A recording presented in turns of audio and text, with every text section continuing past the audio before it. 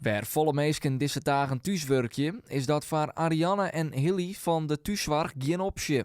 Zij moeten in Warenwien terug om op tijd en veilig bij alle cliënten na te komen. Nou ja, wie zit in de zorg? Wie kunnen de meesten net zitten laten? Die medische zorg moet zeker teruggaan en de ADL. Dus vandaar dat wij, mijn mannen mag toch proberen je cliënten helpen.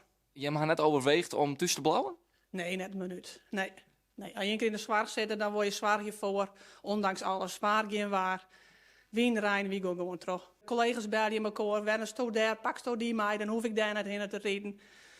We parkeren de auto een stukje verderop, dan gaan we rennen verder. We gaan eigenlijk best heel fier. Ik vind het geweldig. Ik heb respect voor die vrouwen die trouwaar en wien voor ons komen.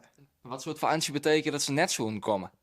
Ja, een hele protte. Dan wordt mijn zorg net verleend en dan zit ik misschien 3 dagen in wie het broekje en zonder kleren aan. Ik woon het meest dichtbij in het dorp, dus dan, ja, wat doen kunnen de meiden doen. Ja.